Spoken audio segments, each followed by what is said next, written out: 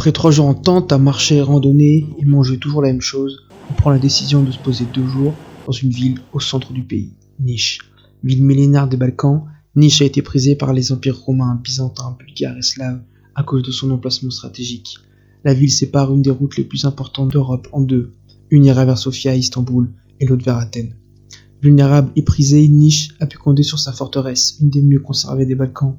Construite par des Turcs au XVIIIe siècle sur les bases de fortifications romaines et byzantines, elle a également servi aux Bulgares pendant la Seconde Guerre mondiale comme lieu de torture.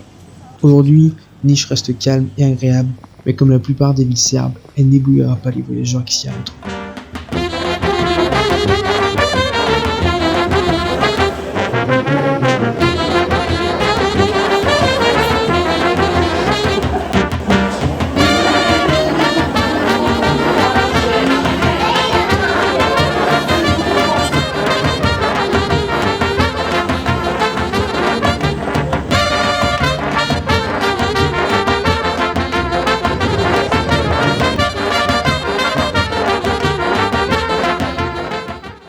Cependant, Niš dispose d'une chose assez spéciale, une tour en pierre remplie de crânes incrustés dans la roche.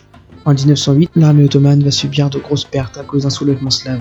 En guise d'avertissement, un commandant ottoman décida de construire une tour, avec plus de 900 crânes gravés dans celle-ci, qu'il disposera sur la route menant à Istanbul.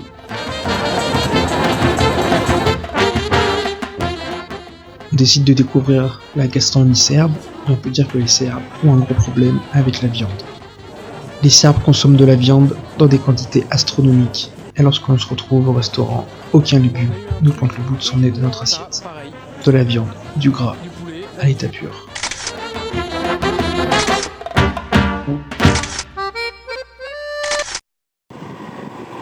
Pour finir notre voyage en Serbie, on se dirige sur les bords du Danube, à la frontière avec la Roumanie, pour aller explorer le magnifique parc naturel de Đerdap.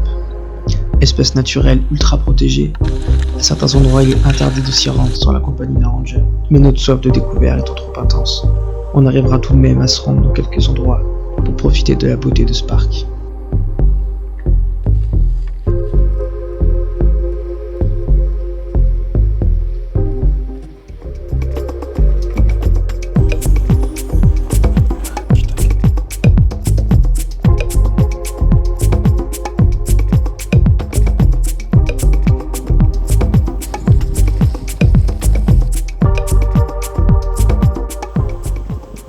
Dernier stop, la forteresse de Golubac, magnifique château construit au bord du Danube qui servait à contrôler les bateaux passant sur le fleuve, mais aussi de base de défense en temps de guerre.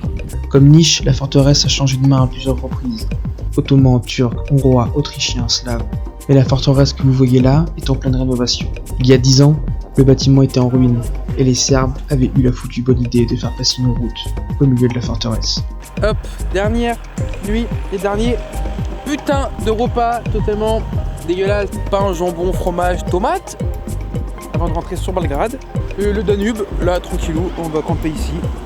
Dernière bière, dernier camping. Voilà. On espère qu'on va avoir un effet de soleil pas trop mauvais.